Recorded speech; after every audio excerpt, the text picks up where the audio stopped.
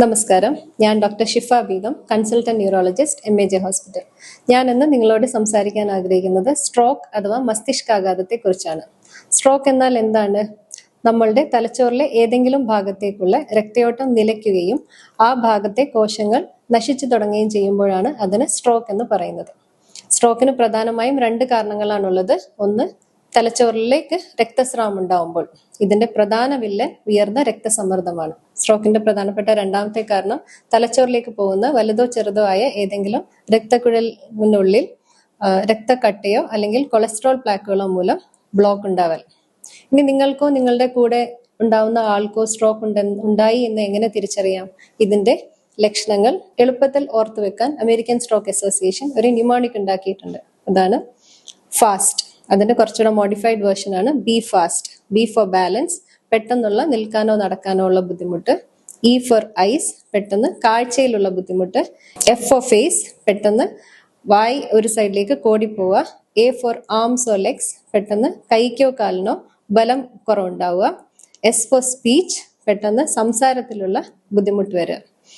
ഈ ന്യൂമോണിക്കിലെ 6ാമത്തെ ലെറ്റർ ആണ് T four time.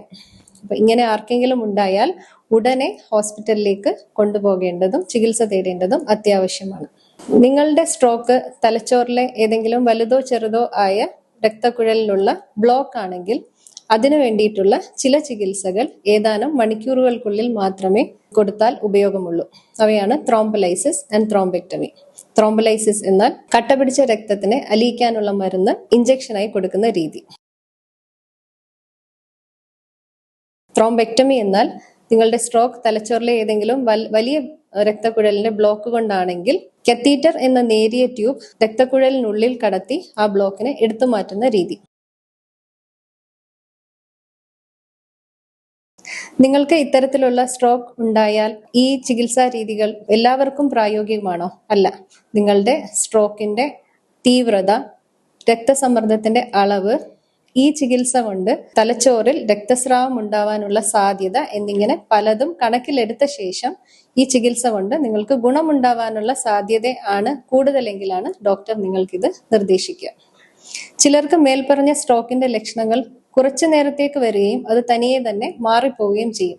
ഇതിന് പറയുന്നതാണ് ട്രാൻസിയന്റ് ഇഷ്കീമിക് അറ്റാക്ക്. ഇത് സ്ട്രോക്കിന്റെ മുന്നോടിയായേക്കാം. അതുകൊണ്ട് ഇത്തരം ലക്ഷണങ്ങൾ വന്ന് മാറിപ്പോയാലും ചികിത്സ തേടേണ്ടത് അത്യാവശ്യമാണ്. ഇനി നിങ്ങൾക്ക് ഇതുവരെ സ്ട്രോക്ക് വന്നിട്ടില്ലെങ്കിൽ സ്ട്രോക്കിനെ എങ്ങനെ തടയാം? ആരോഗ്യകരമായ ജീവിതശൈലി, ഭക്ഷണരീതി, നിത്യേനയുള്ള വ്യായാമം, പിന്നെ നിങ്ങൾക്ക് ഉയർന്ന രക്തസമ്മർദ്ദമോ അല്ലെങ്കിൽ പ്രമേഹമോ ഉണ്ടെങ്കിൽ അവയ്ക്ക് കൃത്യമായി ചികിത്സ എടുക്കലും അവ നിയന്ത്രണത്തിലാണെന്ന് ഉറപ്പുവരുത്തുകയും ചെയ്യൽ.